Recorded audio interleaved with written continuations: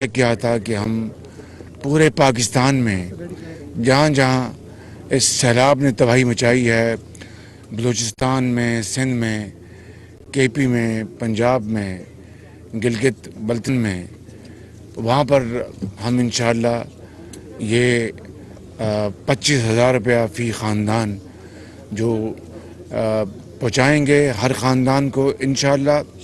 اور سندھ میں اس کی تقسیم، بلوچستان کے بعد سندھ میں بھی اس کی تقسیم شروع ہو گئی ہے. میں نے ابھی اس ٹینٹ میں ہم نے ان خاندانوں کو بڑے اچھے طریقے سے جو بسپ ہے، بے نظیر انکم سپورٹ پروگرام، اس کے تحت یہ دیا جا رہا ہے، کیونکہ بسپ کے پاس مکمل ڈیٹا ہے، پورا اعداد و شمار ان کے پاس ہے، ہائیلی آرگنائزڈ ہیں وہ.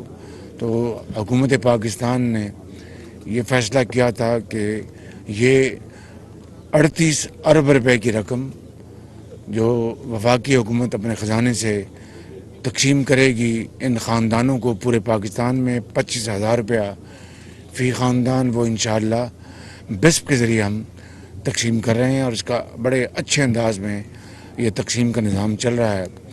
یہاں پر جو دوسرے مسائل ہیں، بجلی جو ہے وہ اس وقت کئی جگہوں پر نہیں ہے، اور جو ٹرانسفارمرز جو ہیں وہ جل گئے ہیں یا موجود نہیں ہیں. تو میرے ساتھ وزیر جو ہمارے پاور ہیں خرم دستگیر خان صاحب، وہ میرے ساتھ تشریف لائے ہوئے ہیں. وہ سندھ میں اب وہ اسٹیشن کریں گے حیدرآباد میں، اور پورے سندھ میں وہ آئیں جائیں گے اپنے سٹاف کے ساتھ. جہاں جہاں خرابی ہے، جہاں جہاں بجلی نہیں آ رہی، اس کو ریسٹور کرنے کے لیے ان کی ذاتی ذمہ داری ہوگی. اور یہی نہیں سندھ بلکہ پورے پاکستان میں جہاں جہاں سیلابی ریلے نے بجلی کے نظام کو دھرم برم کیا ہے، اس کی درستگی کے لیے ان کی ذاتی ذمہ داری ہوگی. اور ڈیلی میں انشاءاللہ ان سے رابطے میں رہوں گا. اسی طریقے سے کل جس طرح آپ جانتے ہیں کہ سندھ میں جو تباہ کاری ہوئی، آج بھی ہم ہیلی کاپٹر میں دیکھ کے آئے ہیں، تو 15 ارب روپے وفاق نے سندھ حکومت کو گرانٹ دیا ہے. اسی طرح باقی صوبوں کو بھی گرانٹس دی جائیں گی تاکہ فنڈز مہیا ہوں، اور صوبے جو ہیں وہ NDMA کے ساتھ مل کر وہ دن رات جو عوامی تعمیر کے اور خوشحالی ان کو بحال کرنے کے جو معاملات ہیں ان کو طے کریں. اور انشاءاللہ جب سروے مکمل ہو جائے گا فصلوں کا اور جو انفراسٹرکچر جو تباہ ہوا ہے اس کا، پھر بیٹھ کے ہم طے کریں گے کہ صوبے اور وفاق اس میں کیا تعاون آپس میں کر سکتے ہیں. یہ اس وقت آفت کی گھڑی میں، اس مصیبت کی گھڑی میں اللہ تعالیٰ سے ہمیں معافی مانگنی چاہیے، اس کا رحم مانگنا چاہیے، اور مل کر سیاست سے بالا تر ہو کر ہم قوم کی خدمت کریں گے تو اللہ تعالیٰ ہم پر اپنے کرم اور رحم شامل حال ہوں گے اور ہمارے گناہوں کو معاف کر دیں گے. لیکن اگر ہم نے سیاست کی، ابھی بھی بگاڑ ڈالنے کی کوشش کی کہ IMF سے ہمارا معاہدہ ہونے کے لیے، کل ان کے بورڈ کی میٹنگ ہے اور ایک جماعت سیاست کر رہی ہے، اور ایسی سیاست جس سے کہ پاکستان کو خدا نخواستہ ناقابل تلافی نقصان پہنچ سکتا ہے. میں نے اپنی زندگی میں اس طرح کی سیاست کبھی نہیں دیکھی کہ آپ پاکستان کے جو اعلیٰ ترین مفادات ہیں ان کو قربان کر کے اپنے ذاتی مفاد کو آپ اوپر لے جائیں. یہ سیاست میں سمجھتا ہوں کہ اس سے بڑی پاکستان کے ساتھ ظلم اور زیادتی نہیں ہو سکتی. پاکستان کے مفاد کے ساتھ اس سے بڑا اور میں سمجھتا ہوں کہ ظلم نہیں ہو سکتا. پاکستان کے خلاف اس سے بڑی اور کوئی سازش نہیں ہو سکتی. لہٰذا ہمیں ہوش کے ناخن لینے چاہیے، اللہ تعالیٰ سے ہمیں ڈرنا چاہیے، اس سے رحم مانگنا چاہیے.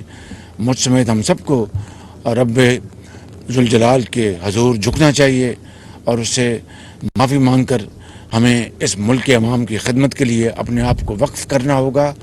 جس طرح کہ پاکستان کے عوام، افواج پاکستان، صوبوں کے انتظامیہ، جو فرش ناز افسر، پولیس کے نوجوان اور سب صاحب حیثیت، کل بھی میں نے اپیل کی تھی، آج پر میں اپیل کروں گا صاحب حیثیت لوگوں کو، پنجاب کے، سندھ کے، بلوچستان کے، KPK کے، کہ وہ آگے بڑھیں. کاروباری حضرات، جو صنعت کار حضرات جن کو اللہ تعالیٰ نے دولت سے مالا مال کیا ہے، وہ آئیں، آگے بڑھیں، اس وقت دکھی انسانیت کا ہاتھ تھام لیں. یہاں پر میں سجاول میں آیا ہوں، میں دیکھ رہا ہوں کہ کس طرح یہاں پر لوگ خیموں میں پڑے ہیں.